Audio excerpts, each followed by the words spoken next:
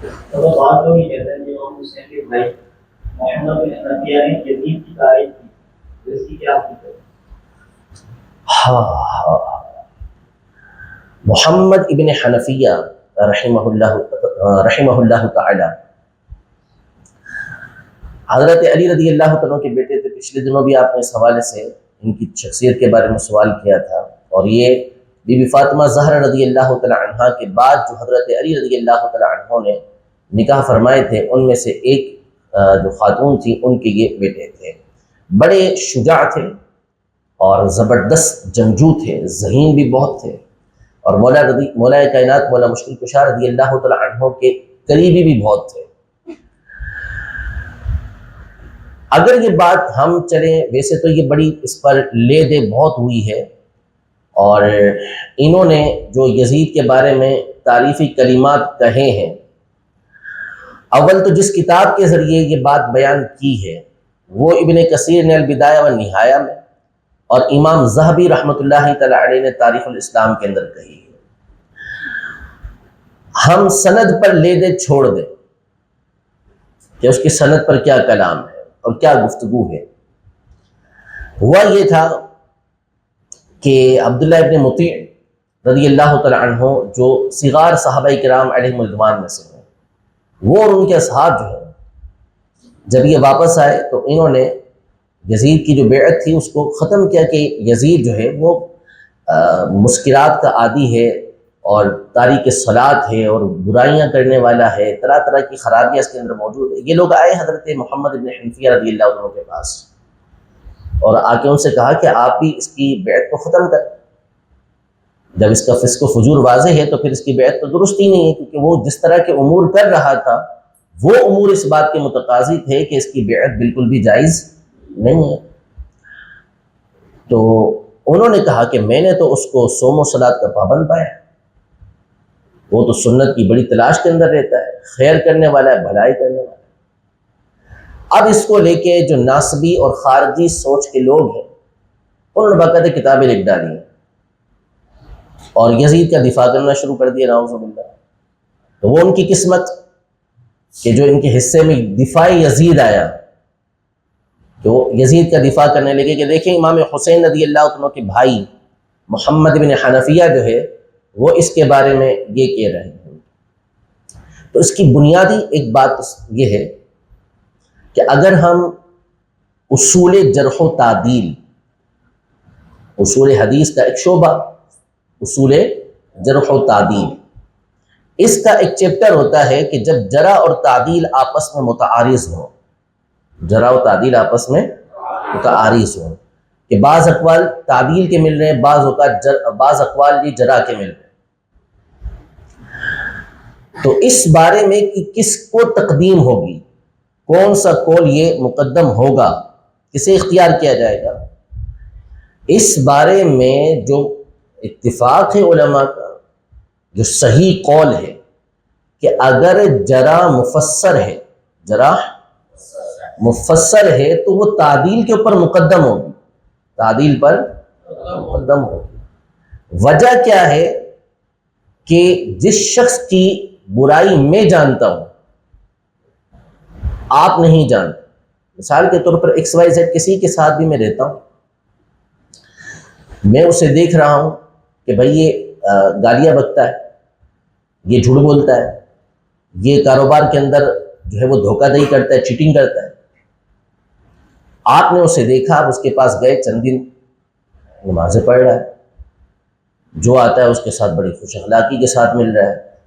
کچھ لوگوں نے امانت رکھوائی تھی وہ فوراً آگے کر کے اسے واپس کر دی. اس نے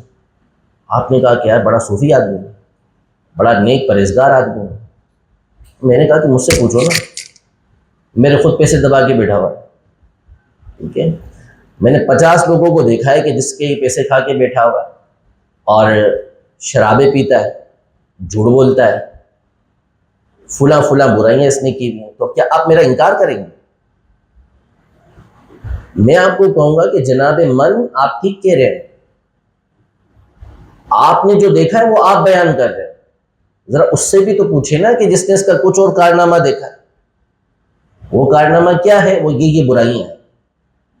تو اسی لیے اسی روایت کے آگے عبداللہ ابن مطیع رضی اللہ تعالی عنہ نے یہ فرمایا کہ وہ تو ریاکار اور بطور تصنع یہ بات کہنے والا ہے۔ تاریخ اسلام میں امام ذہبی رحمۃ اللہ تعالی علیہ کے الفاظ موجود ہیں۔ تو یہ اس کے جو حضرت محمد بن حنفیہ رضی اللہ تعالی عنہ کے سامنے یہ گفتگو تھی اور یہ انداز تھا اس کا، یہ تھا کہ اسے پتا تھا کہ یہ بہت بڑی ہستی ہیں اور ظاہر ہے کہ امام حسین رضی اللہ عنہ کے بھائی ہیں، حضرت علی رضی اللہ تعالی عنہ کے بیٹے ہیں، تو ان کی حمایت اگر مجھے حاصل ہو جاتی ہے تو پھر تو بابا ہو جائیں گے، میری مسئلے حل ہو جائیں گے، جیسے آج بھی بہت سو کے مسئلے حل ہو رہے ہیں۔ ناسبی پارٹی کے اسی سے مسئلے حل ہو رہے ہیں نا، کہ دیکھیں جی محمد بن حنفیہ رضی اللہ تعالی عنہ نے اس کی تائید کی ہوئی ہے، تو ان کی حمایت حاصل کر لو گی، میرے لیے فائدہ ہو جائے گا۔ تو یہ سارا اس کا بطور تصنع اور بطور ریاکاری کے طور پر تھا جو اس نے حضرت محمد بن حنفیہ رحمۃ اللہ تعالی علیہ کے سامنے کیا۔ امام ذہبی رحمۃ اللہ تعالی علیہ جو اس روایت کو لے کر آ رہے ہیں تاریخ اسلام کے اندر، تاریخ الاسلام میں اس روایت کو لے کر آئے ہیں، اور المدائنی کے کتاب سے یہ لے کر آئے ہیں۔ یہی امام ذہبی رحمۃ اللہ تعالی علیہ جو تاریخ الاسلام کے اندر روایت لے کر آتے ہیں، اپنی آخری کتاب سیر اعلام النبلا، سیر اعلام النبلا، یہ تاریخ اسلام کے بعد آپ نے لکھی اور آخر میں لکھی۔ اسی سیر اعلام النبلا میں آپ نے یزید کا جو تعارف پیش کیا وہ یہ کہا کہ کانا ناصبیًا، کانا ناصبیًا، یعنی وہ ناصبی تھا، اہل بیت کا دشمن تھا، فوّن، بد زبان تھا، سخت دل تھا، یشرب المسکرا ویفعل المنکرات، کہ شراب پینے والا اور برائیاں کرنے والا تھا۔ اس کی جو سلطنت کی ابتدا ہوئی بمقتل الحسین الشہید،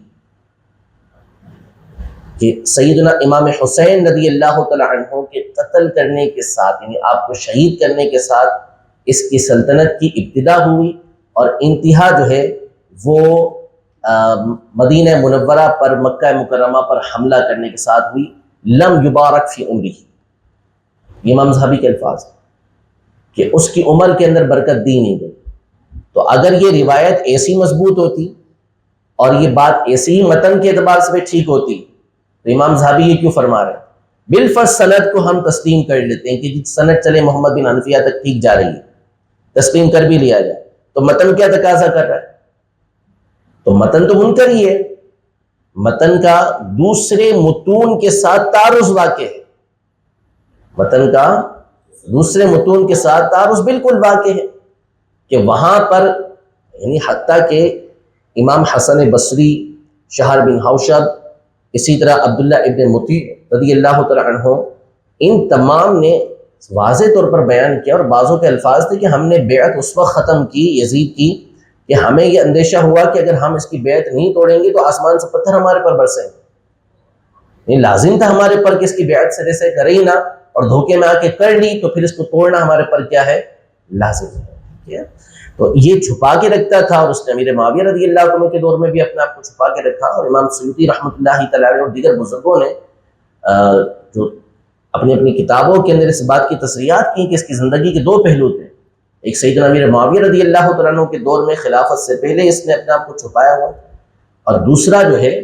اس کا پہلو وہ تھا کہ جو اس نے خلافت کے بعد ظاہر کیا۔ اس وقت بھی حرکتیں ٹھیک نہیں تھیں، لیکن اس کے بعد تو یہ کھلے عام اس طرح کی حرکات کیا کرتا تھا۔ محمد بن حنفیہ رحمۃ اللہ تعالی علیہ نے یہ بات کہی بھی ہے، تو یہ اس کے دھوکہ دینے کی وجہ سے یہ بات وہ کہہ گئے، ورنہ حقیقت کا اس سے کوئی تعلق نہیں ہے۔ یزید اگر ایسا ہوتا تو بس کہیں تو اس کے تعریفی کلمات ہوتے، مذاہب اربع کے علماء، فقہا، یا اسی طرح عقائد کے حوالے سے اشاعرہ ہوں یا ماتریدیہ ہوں، محدثین ہو یا مفسرین ہو، مؤرخین ہو، کوئی بھی ہو، سارے کیوں متفق ہو گئے؟ ان سب کے سب دھوکہ کھا کے بیٹھے ہوئے تھے، سارے کے سارے اس کی جو ہے وہ برائیوں کے اوپر دھوکہ کھا گئے. حالانکہ اصول ہے ہمارے، اگر کوئی اس طرح کا دھوکہ دینا چاہتا ہے تو محدثین بالکل اس کو پانی کا دودھ کا دودھ اور پانی کا پانی کر کے رکھ دیتے ہیں. ان اصولوں کے اوپر آ کر کوئی چیز باقی رہتی نہیں ہے کہ جھوٹ باقی رہ جائے. ان اصولوں کی بنیاد پر ساری چیزیں ظاہر ہو جاتی ہیں. تو اس لیے ایسی کوئی بات نہیں کہ محمد بن حنفیہ رحمۃ اللہ تعالی علیہ، اول تو اس کے اوپر سندن کلام کیے گئے ہیں تفصیل کے ساتھ. اگر مان بھی لیں کہ چلیے صحیح ہے، سند کے اعتبار سے ان تک یہ بات ٹھیک جاتی ہے، تو متن کے اعتبار سے یہ بات بالکل بھی درست نہیں ہے. اس کا دیگر متون کے ساتھ واضح طور پر تعارف موجود ہے. تو یزید اس کے فسق و فجور پر یہ ائمہ کا اجماع ہے، اہل سنت اس کے اوپر متفق.